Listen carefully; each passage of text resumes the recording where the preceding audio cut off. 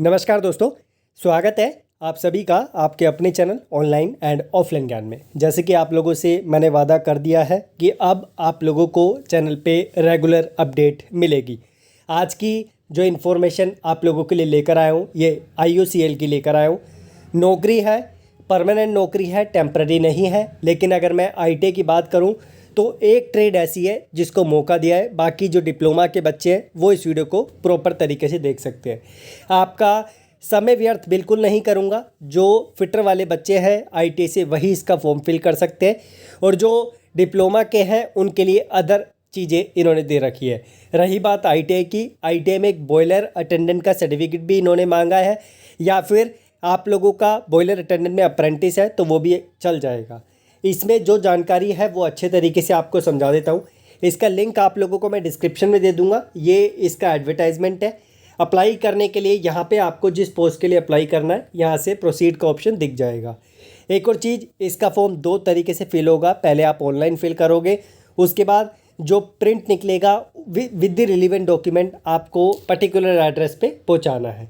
तो जिस एरिया में वैकेंसी निकली है आप लोग उस एरिया में उस एड्रेस पे इस फॉर्म को पहुंचाएंगे फिल करने के बाद विद द रिलीवेंट डॉक्यूमेंट। इसके अलावा यहाँ पर जो जानकारी है आपको दे देता हूँ। एक और चीज़, ऑल ओवर इंडिया से अप्लाई कर सकते हैं। ऐसा नहीं है कि किसी पर्टिकुलर जो है यहाँ पर एरिया को मौका दिया है। गुजरात दिया है, रिफाइनरी या हल्दिया दिया है, तो ऐसा नहीं है कि सिर्फ यहीं के लोगों को मौका दिया है। सब अप्लाई कर सकते हैं, बट कंडीशन आपको बताई दी है कि कुछ अलग ही कंडीशंस दे रखी है अप्लाई करने के लिए, जिसे अभी आपके सामने मैं एक्सप्लेन करूंगा। यहाँ पर ये इनकी पोस्ट है, ये इनकी रिफाइनरीज़ है, और ये इनकी टोटल यहाँ पर वैकेंसीज़ है। किस कैटेगरी में कितनी दे रखी है, इस तरीके से सेग्रीगेशन इन्होंने किया हुआ है। तो जो एलिजिबल है वो उनको मैं रिकमेंड करूँगा अप्लाई करें, क्योंकि ये ऐसी वैकेंसीज़ है इसमें कॉम्पिटिशन ऑटोमेटिकली कम रहता है। रीज़न, क्योंकि जो रिक्वायरमेंट क्वालिफ़िकेशन की मांगी होती है वो सबके पास होती नहीं है। अगर आप इस क्वालिफ़िकेशन के बेस पे एलिजिबल है तो मैं पर्सनली आपको रिकमेंड करूंगा, please go with this vacancy. यहाँ पर जूनियर इंजीनियरिंग में असिस्टेंट 4 की वैकेंसी है प्रोडक्शन में, जिसमें 3 इयर्स का डिप्लोमा मांगा है। केमिकल इंजीनियरिंग में या पेट्रोकेमिकल इंजीनियरिंग में भी चल जाएगा, केमिकल टेक्नोलॉजी चल जाएगा, रिफाइनरी एंड पेट्रोकेमिकल इंजीनियरिंग चल जाएगा, या फिर 3 इयर्स का BSc आपने मैथ्स, फिजिक्स, केमिस्ट्री या फिर इंडस्ट्रियल केमिस्ट्री में किया हुआ है फ्रॉम अ रिकॉग्नाइज्ड इंस्टीट्यूट। एक चीज़ और, लेटरल एंट्री यहाँ पे नहीं चलेगा, आप लेटरल एंट्री से नहीं अप्लाई कर पाओगे।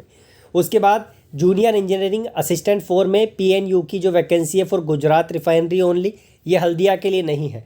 इसका पोस्ट कोड देखें, 3 इयर्स का डिप्लोमा मांगा है मैकेनिकल इंजीनियरिंग में या फिर इलेक्ट्रिकल इंजीनियरिंग में। Diploma in electrical and electronics engineering में चल जाएगा। अगर आपके पास ये नहीं है तो ITI पे आते हैं। ITI में आपका जो है 10th plus ITI fitter trade से चलेगा। इसके बाद अगर आपके पास ITI नहीं है तो BSc से भी काम चल जाएगा। लेकिन अब ध्यान रखना, साथ में आप लोगों के पास यहाँ पर बॉयलर कॉम्पिटेंसी सर्टिफिकेट यानी BCC जिसे बोला जाता है 2nd क्लास का, वो होना चाहिए। अदरवाइज़ आपके पास अप्रेंटिस होने चाहिए बॉयलर अटेंडेंट में। अब वो वाली अप्रेंटिस नहीं चलेगी जो फिटर से आप रेलवे से कर लेते हैं या फिर किसी IOCL से ही कर लेते हैं या फिर आप किसी भी डिपार्टमेंट से कर लेते हैं, वो नहीं चलेगी। सिंपल वाली अप्रेंटिस नहीं चलेगी। बॉयलर अटेंडेंट की अप्रेंटिस अलग होती है। जिन बच्चों ने की हुई है वो इसके बारे में भली बात ही जानते हैं। सिंपल ध्यान रखना, कहीं आप लोग अपना समय व्यर्थ करो। फिटर के बच्चे अप्लाई करेंगे तो बॉयलर अटेंडेंट वाली अप्रेंटिस या बॉयलर अटेंडेंट का सर्टिफिकेट आपके पास होना चाहिए, तभी अप्लाई कर पाओगे। उसके बाद जूनियर इंजीनियरिंग असिस्टेंट 4 में PNU ONM की जो वैकेंसी है इसमें 3 साल का डिप्लोमा इलेक्ट्रिकल इंजीनियरिंग चल जाएगा या फिर इलेक्ट्रिकल एंड इलेक्ट्रॉनिक्स इंजीनियरिंग चल जाएगा। रिकॉग्नाइज्ड इंस्टीट्यूट से इसमें भी लेटर एंट्री नहीं चलेगा। मिनिमम 50% मार्क्स एग्रीगेट रखा हुआ है जनरल के लिए, EWS के लिए और जनरल के लिए, EWS के लिए एंड OBC के लिए। और जो कैंडिडेट यहाँ पर SC ST है उनके लिए 45% पे अप्लाई करने का ऑप्शन दिखाई दे रहा है। NCVT SCVT दोनों चल जाएगा जो मैंने आपको बताया। तो जो एलिजिबल है एक बार प्लीज़ मुझे आप लोग इन्फॉर्म करना कि सर हमारे पास बॉयलर अटेंडेंट का सर्टिफिकेट है। देन मैं आप लोगों को आगे की इसमें जो कार्यवाही है वो बताता हूँ, लेकिन पहले आप लोगों का कंसेंट मुझे चाहिए होगा। एज की बात करें तो एज आप लोगों के सामने है, एज आप लोग इसे देख लेना।